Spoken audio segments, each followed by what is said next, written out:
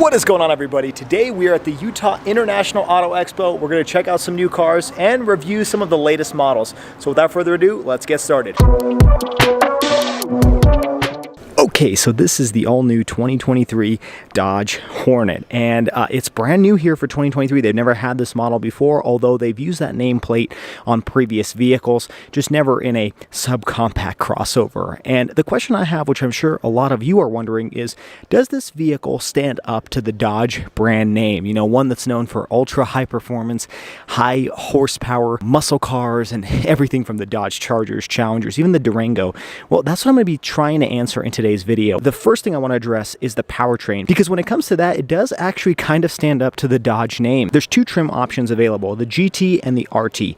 The GT comes with a 2-liter turbocharged 4-cylinder that produces 268 horsepower and 295 pound-feet of torque. It's mated to a 9-speed automatic transmission, and you get standard all-wheel drive, which is not something you always get with the competitors. Now, that's pretty good horsepower figures considering this is a subcompact crossover. I mean, the competition in this same segment is like the Honda HR-V, the Hyundai Kona, and those do not offer the same type of power options. When you talk about the power for a vehicle of this size, that is pretty similar to what other Dodge vehicles offer.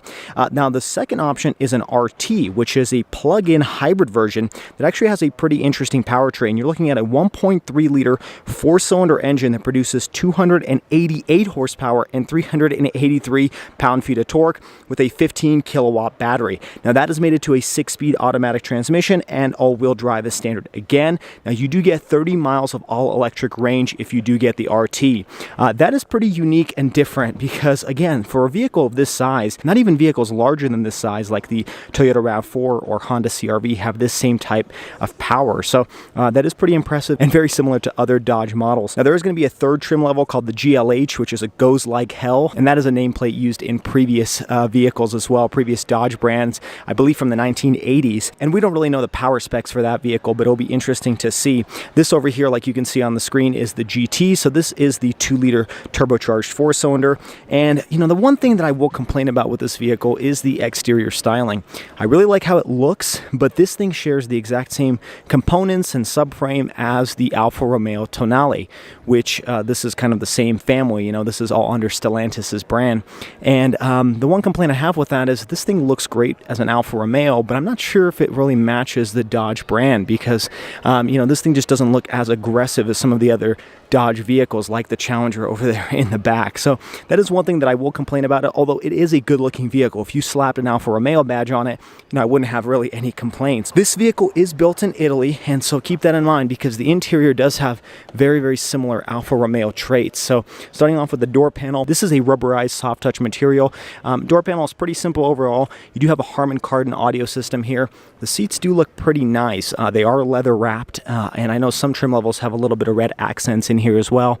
And then jumping inside, you do have a very similar Alfa Romeo styled steering wheel. You do have a sport mode over here. On the left hand side is your cruise control. Right hand side is how you control this display. And this is really unique for this vehicle. So you do have a 10.3 inch touchscreen over here, which is standard on all models, and a 12.3 inch all digital instrument gauge cluster display. Now, unfortunately, this vehicle is a display model. There's no power to it, but I did want to show off that that is standard, which again, the competition like the HR-V, the largest you can get in that is, I believe, a 9-inch touchscreen. So this is already larger than that. You do have a lot of Alfa Romeo like switchgear over here, and they feel really good. They're plastic, but you know, they've got a little bit of resistance to them, and I like this kind of, you know, toggle switch type style to it. Looks really nice. You do have push button start. You do have a wireless charging pad over here with 2 USB ports. Moving further back, you've got your gear selector.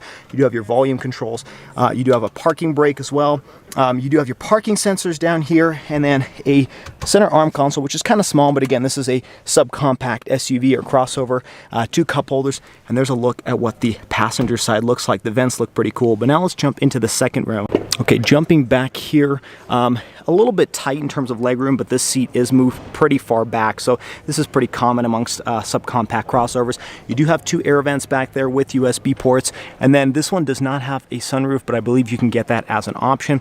The design of the seats look pretty nice overall, and I would say the interior looks pretty good for a vehicle at this price point. Now, speaking of price point, the Dodge Hornet starts at $30,590 and goes up from there. So my question is, does this live up to the Dodge brand name? same, or would you rather have some sort of sports sedan or muscle car in its fleet instead of a subcompact crossover? Well, I hope you guys enjoyed today's video. If you did, make sure you hit that like button and subscribe to the channel for all of the weekly car videos. Also, check me out on all the social media down in the description below at Schwazy_. And until next time, everybody, I hope you stay Schwazy, stay healthy, have a wonderful day.